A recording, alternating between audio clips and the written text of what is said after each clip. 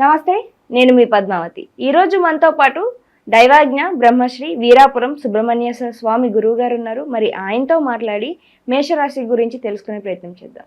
నమస్కారం గురువుగారు. శుభాశీస్సులండి. గురువుగారు, మేషరాశి వారికి మే నెలలో అసలు వీరికి ఏ విధంగా ఉంటుందంటారు? దాంతోపాటుగా విద్యార్థులకి, ఉద్యోగాలకి, మరి వీరందరికీ కూడా ఎలా ఉండబోతుందంటారు? అంటే మేషరాశి వారికి జాతక రీత్యా ఈ యొక్క మే నెల అంటే వైశాఖ మాసం. మే నెల వచ్చేసి విద్యార్థుల విషయానికి వచ్చేటప్పటికి మంచి చాకచక్యంగానే రాణించగలరు, పట్టుదలతో విద్యలో రాణించగలరు, పాస్ అయ్యే అవకాశం కూడా ఎక్కువ శాతమే ఉంది. అయితే అందరికీ కాదు, కానీ ఎక్కువ శాతం మెరిట్గా పాస్ అయ్యే అవకాశం ఉంది. ఎందుకంటే మే నెల వీళ్ళకు అనుకూలంగా ఉంది కాబట్టి. ఇదే కాకుండా మామూలుగా మీరు అన్నట్టుగా ఏదైనా ఉద్యోగం చేస్తున్నటువంటి వాళ్ళకి ఉద్యోగంలో ప్రమోషన్ పొందే అవకాశం ఉంది. అంటే వాళ్ళ శ్రమకి, వాళ్ళ ఒక నడవడిక, వాళ్ళ మాట చాతుర్యత, వాళ్ళు చేసే పనిని బట్టి ప్రమోషన్ పొందే అవకాశం ఉంది. ఇదే కాకుండా మీరు అన్నట్టుగా ఉద్యోగ రీత్యా చేస్తున్నటువంటి వాళ్ళు విదేశాలకు వెళ్ళే అవకాశం ఉంది. వృత్తి రీత్యా వాళ్ళు చేసే జాబులో వాళ్లకు ప్రమోషన్స్, అలాగే విదేశీయాన యోగం కూడా ఉంది.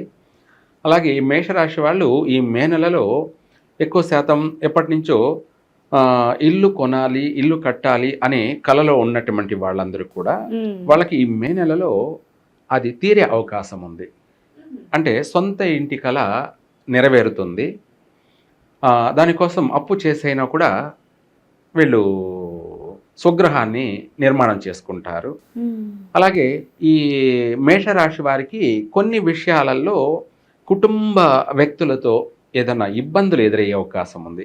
కుటుంబ వ్యక్తులు అంటే ఏంటంటే భర్త నుంచి కాస్త మనస్పర్ధలు, లేదా కుటుంబ సభ్యులు, బంధువులు, లేదంటే చుట్టుపక్కల వాళ్ళతో అనుకోకుండా ఊహించినటువంటి శత్రుత్వాలు, వ్యతిరేకతలు కూడా వచ్చే అవకాశం ఉంది. కానీ ఆర్థిక పరంగానూ బాగుంటుంది. అనుకున్న పనిని సాధిస్తారు. నూతన గృహయోగము కలుగుతుంది. ఇదే కాకుండా నూతన వాహన యోగం కూడా కలిగే అవకాశం ఉంది. అంటే సొంతంగా ఇండివిజువల్గా వాడుకోవాలనుకున్నటువంటి వాళ్ళు కానీ, లేదంటే ట్రావెల్స్ బిజినెస్ చేయాలి అంటే ఏదైనా వ్యాపారం చేసుకునే వాళ్ళు ఉంటారు కదా, వాహనాలు కొని దాని ద్వారా జీవనోపాధికి సంబంధించి వాళ్ళు ఏ వాహనం కొని ట్రావెల్స్ బిజినెస్ చేసుకున్నా కూడా ఈ మే నెలలో చేయొచ్చు, ప్రారంభం చేయొచ్చు. మే నెలలో ప్రారంభం చేయొచ్చు. అంటే ఎప్పుడంటే అప్పుడు చేస్తే వీళ్ళకు కలిసి రాదు. ఈ మేషరాశి వాళ్ళు ఎవరైనా సరే ఎప్పుడైనా అనేదానికన్నా కూడా మేషరాశి వాళ్ళకి కార్తీక మాసంలో ముఖ్యమైన పనులు చేయకూడదు. ఏదైనా సరే అంటే ఏ పనులు అంటారండి? ఏదైనా కానీ చేయకూడదు. ఒక పూజా కార్యక్రమాలు తప్ప, స్పిరిచువల్గా తప్ప ఎటువంటి విదేశాలకు వెళ్ళాలని ప్రయత్నం చేయడం కానీ, అలాగే ఏదన్నా కొత్త ఇల్లు కొనాలని ప్రయత్నం చేయడం కానీ, లేదంటే అంతకంటే మించి ఏదన్నా కొత్త వాహనం కొనడం వల్ల కూడా ఈ మేషరాశి వాళ్ళకి కార్తీక మాసంలో చేసినట్టయితే దానివల్ల ప్రాణ నష్టాలు, ఆర్థిక నష్టాలు, ఆరోగ్య నష్టాలు, అనేక విధాలైనటువంటి నష్టాలు కలిగే అవకాశం ఉంటుంది మేషరాశి వాళ్ళకి. ఎప్పుడైనా సరే ప్రతి సంవత్సరం కూడా ఒక కార్తీక మాసం తప్ప మిగతా మాసాలలో ఏ పనైనా చేసుకోవచ్చు. అందులో కూడా గడిచిపోయినటువంటి ఏప్రిల్ నెలలో కొంత చికాకులు, ఇబ్బందులు అనేటి మేషరాశి వాళ్ళకి ఉన్నాయి. అది మరి ఈ మే నెలలోకి వచ్చేటప్పటికి అంత తీవ్రత ఉండదు. కానీ ఒకవేళ ఎటువంటి సమస్య వచ్చినా కూడా మళ్ళీ సద్దుమణిగిపోతుంది. తప్పించుకు తిరుగువాడు ధన్యుడు సుమి అన్నట్టుగా ఆ సమస్యల నుంచి బయటపడతారు. కాకపోతే సమస్యలు అయితే ఉన్నాయి. ఆర్థిక పరమైనటువంటి విషయాలలో మాత్రం అనుకున్నది సాధించే వరకు వదిలిపెట్టరు. మనసులో ఇల్లు కొనాలి అని మనసులో పడింది అనుకోండి, ఇంకా అది చేసినంత వరకు నిద్రపోరు.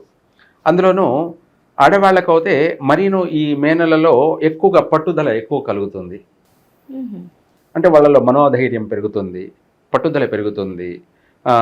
జీవితం మనం గెలవాలి, ఏదైనా సరే సాధించాలి అనే ఒక ఆకాంక్ష, మనోధైర్యం, పట్టుదల ఇవన్నీ కూడా ఈ మేషరాశిలో ఉన్నటువంటి స్త్రీలకు ఎక్కువగా కలిగే అవకాశం ఉంది.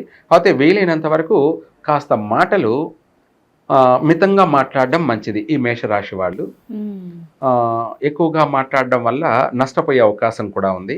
అంటే ఎక్కడ ఏం మాట్లాడాలి, ఎవరితో ఎలా మాట్లాడాలి, ఎవరితో ఎక్కడ ఎలా నడుచుకోవాలి, ఎలా ప్రవర్తించాలనేది కూడా కాస్త జాగ్రత్త తీసుకున్నట్టయితే ఇంకా తిరుగులేదు మేషరాశి వాళ్ళకి.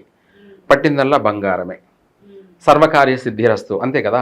ఏదైనా సరే కాగల కార్యాన్ని కూడా వాళ్ళు నెరవేర్చుకోవడానికి మంచి అవకాశం ఉంటుంది. వాళ్ళ మాట వల్లే నష్టపోవడమైనా జరిగే అవకాశం ఉంది. వాళ్ళ మాట వల్లే ఎంత పనిలోనైనా సరే దాన్ని సక్సెస్ కావడం, బాగుపడడానికి కూడా వీళ్ళు మాట్లాడే మాట, ప్రతి మాట విలువైనది. కాబట్టి జాగ్రత్తగా నడుచుకోవడం చాలా మంచిది. గురువుగారు, మరి ఇప్పుడు సంతాన యోగం కోసం ఎదురు చూసే వారికి సంతాన విషయంలో ఎలాగుంటుందంటే, దాంతో పాటుగా దాంపత్య జీవితం మొదటిగా చూసుకోవాల్సింది. దాంపత్య జీవితం ఎలా ఉంటుంది, వీరికి కుటుంబాలలో ఉన్న కుటుంబ సభ్యులతో ఎవరితో అయినా సరే వ్యతిరేకత ఏమైనా ఏర్పడే అవకాశం కనిపిస్తుందంటారా ఈ నెలలో? ఉన్నాయి కదా. సంతాన విషయంలోకి వచ్చేటప్పటికి కొన్ని అనారోగ్య కారణాల వల్ల కొంతమందికి అబార్షన్ జరిగే అవకాశం ఉంది. అంటే 3వ నెల కానీ 4వ నెల కానీ కాస్త అటు ఇటు కానీ అబార్షన్ జరిగే అవకాశాలు కూడా కనపడుతున్నాయి. దానికి సంబంధించి ముందే జాగ్రత్త తీసుకోవాలి. తినే తిండిలో కూడాను చల్లని వస్తువులు ఎక్కువగా తీసుకోవాలి. ఆరోగ్యానికి సంబంధించినటువంటి